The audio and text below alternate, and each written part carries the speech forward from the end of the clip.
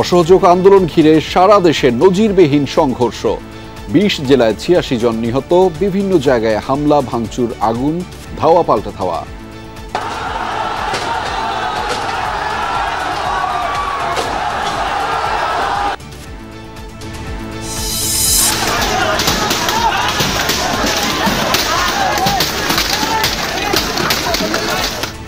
সিরাজগঞ্জে এনায়েতপুর থানায় হামলা, ১৩ পুলিশ সদস্য নিহত। কুমিল্লায় ইলিয়টগঞ্জে আরও একজনকে পিটিয়ে হত্যা।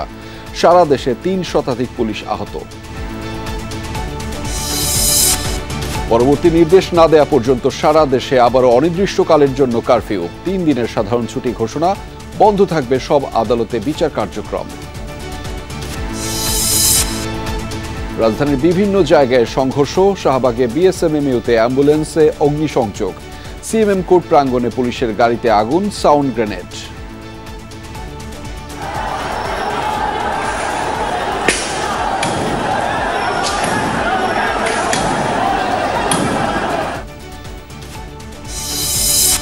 এখন যারা নাশকতা করছে তাদের কেউই ছাত্র নয়, সন্ত্রাসী, বললেন প্রধানমন্ত্রী শেখ হাসিনা।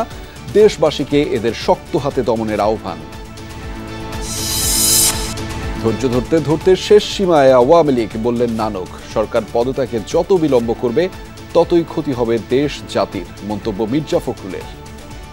সকল রাজনৈতিক দল, সংগঠন, ব্যক্তি, পেশাজীবী, শ্রমিক, কৃষক সহ আন্দোলনে ঝাঁপিয়ে পড়ে এই অবৈধ সরকারের পতন নিশ্চিত করার আহ্বান জানান।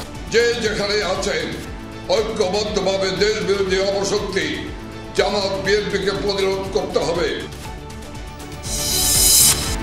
দর্শক, এছাড়াও রাতের বাংলাদেশে থাকছে আন্দোলনকারীদের উপর গুলি না চালানোর রিট হাইকোর্টে খারিজ। পুলিশের গুলি করার প্রয়োজন হলে মানতে হবে আইনি বিধান।